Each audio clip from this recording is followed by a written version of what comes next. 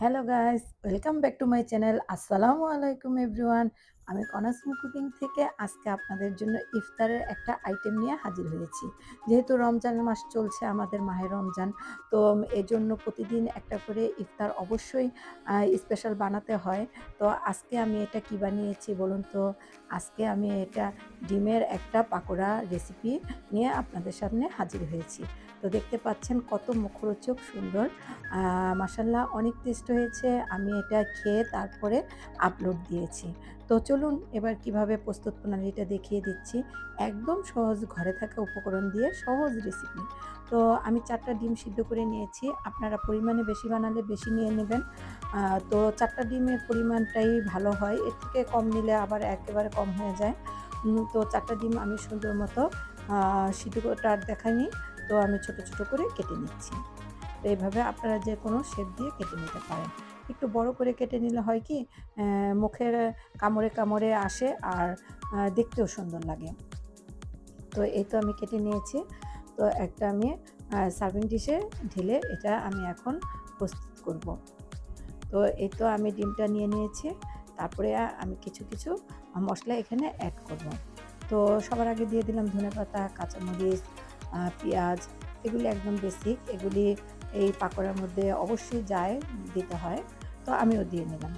তো একদম, আর এখানে আমি নিয়েছি ব্রেডক্রাম্ব ২ টেবিল চামচ, বেসন নিয়েছি ২ টেবিল চামচ, আর কর্নফ্লাওয়ার নিয়েছি আমি ১ টেবিল চামচ।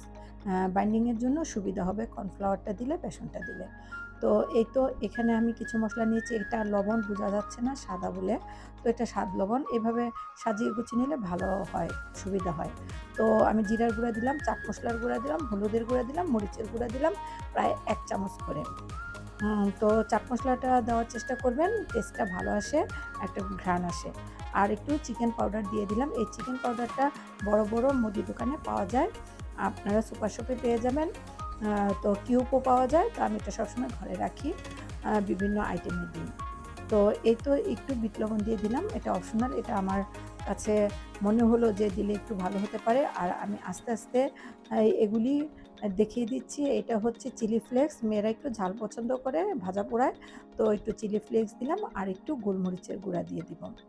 এই তো। তো হয়ে গেল। এরপর আমি এটাকে সুন্দর মতো করে মেখে নেব। হাত দিয়েই মেখে নেব। একটু সয়া সস দিয়ে নিলাম। ভাজা পোড়া একটু সয়া সস এগুলি দিলে মুখরোচক হয় খুব। আ খেতেও টেস্টি হয়। আ তো এই তো আমি সুন্দর মতো একদম মেখে নিচ্ছি। একটু ঝুরঝুরা, তাই আমি একটু, একটু করে পানি দিয়ে নিব এখানে। আমি খাওয়ার পানিটা দিব। তো পানি দিয়ে আমি একটা আঠালো ভাব সৃষ্টি করব এখানে, যাতে সুন্দর মতো আ বড়ার আকার শেপ করা যায়। তো আমি পানি দিয়ে নিচ্ছি। পানি দিয়ে আমি সুন্দর মতো মেখে নিচ্ছি। এই যে এভাবে।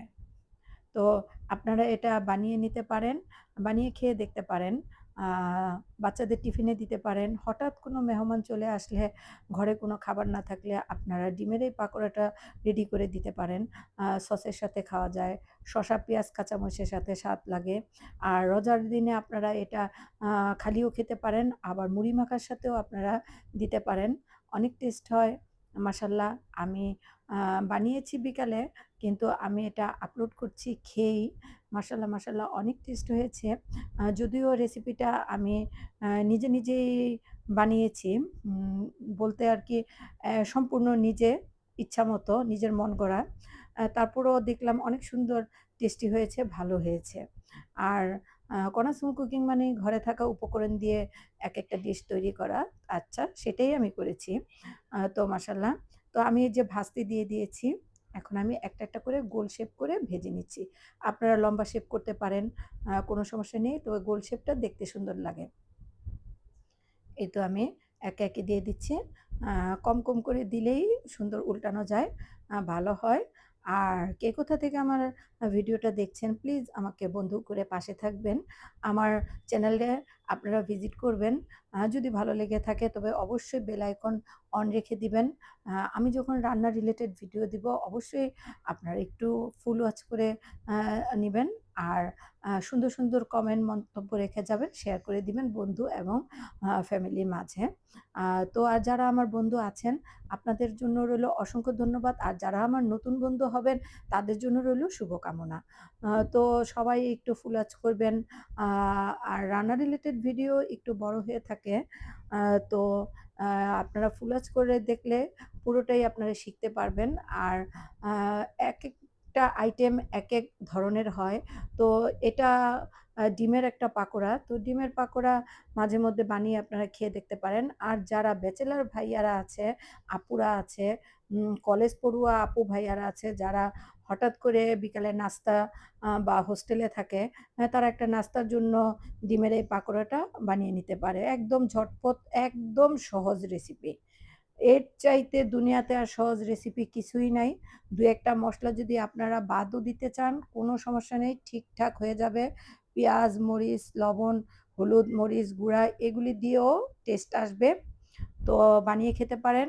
আর নতুন গৃহিণীদের জন্য বলছি তারাও বানিয়ে হাসব্যান্ডকে দিতে পারেন। অনেক বেশি খুশি হয়ে যাবে। বিকালে ছুটির এক সন্ধ্যায় আপনারা চায়ের সাথে এই মুখরোচক নাস্তাটা একবার তৈরি করে খেয়ে নিতে পারেন। দেখবেন অনেক বেশি ভালো লাগবে। অনেক সুন্দর মুহূর্ত কাটাতে পারবেন। তো এটা হচ্ছে একদম একটা ঘরোয়া নাস্তা। তো ডিমের যেই কাবাবটা আমি বানাচ্ছি বা পাকোড়া বলেন, যাই বলেন, বাচ্চাদের টিফিনে বানিয়ে দিতে পারেন। আবার এমনিতেও আপনারা মাঝে মধ্যে ঘরে এভাবে ভেজে খেয়ে নিতে পারেন। তো একটু শিখে আপনারা অবশ্যই বানিয়ে খেয়ে দেখবেন কেমন হয়েছে। আমার কাছে তো ভালো লেগেছে। আমার বাচ্চাদের কাছেও ভালো লেগেছে। আমরা তো খেয়েছি, এবার আপনাদের পালা। আপনারা একটু খেয়ে আমাকে জানাবেন। আসলে কেমন হয়েছে। আর এই যে ফেনাটা উঠেছে এটা ডিমের কারণে উঠেছে। একদম আ লো আঁচে এটা ভাজা যাবে না। একটু হাই ফ্লেমে এটা ভেজে নিতে হবে। লো আঁচে ভাজলে অনেক সময় ভেঙে যায়। আমারও কয়েকটা ভেঙে, ভেঙে গেছে। সমস্যা নেই। ওই যে ভেঙে যাওয়া যে অংশগুলি ওইগুলিও মুড়ি মাখার সাথে অনেক বেশি টেস্টি হয়েছে। আজকে মাশাআল্লাহ আমরা মুড়ি মাখার সাথে দিয়ে খেয়েছি, এমনিতে খালি খেয়েছি। ভালো হয়েছে। তো আপনারাও ট্রাই করবেন। আসলে ডিমের আইটেম তো অনেক, অনেক জিনিস বানানো যায় ডিম দিয়ে। তো এর কোনো শেষ নেই। তো ডিম এমন একটা জিনিস যে এটা দিয়ে যা যখন যে যা বানায় সেটাই সুন্দর ভালোমতো হয়ে যায়। তো এই তো আমার হয়ে গেছে দেখতে পাচ্ছেন কাবাব। অনেক বেশি দেখতে লোভনীয় হয়েছে আর খেতেও মাশাআল্লাহ ভালো হয়েছে। তো এভাবে আপনারা একদিন বানিয়ে খেতে পারবেন। আর খেয়ে দেখবেন, খেয়ে আমাকে কমেন্ট বক্সে জানাবেন। তো দেখতে পাচ্ছেন আমি একটু সাজিয়ে নিচ্ছি পেঁয়াজ মরিচ দিয়ে। তো সবাই ভালো থাকবেন, সুস্থ থাকবেন, নিরাপদে থাকবেন। আমার জন্য দোয়া করবেন। আর একবার হলেও খেয়ে দেখবেন। আল্লাহ হাফেজ।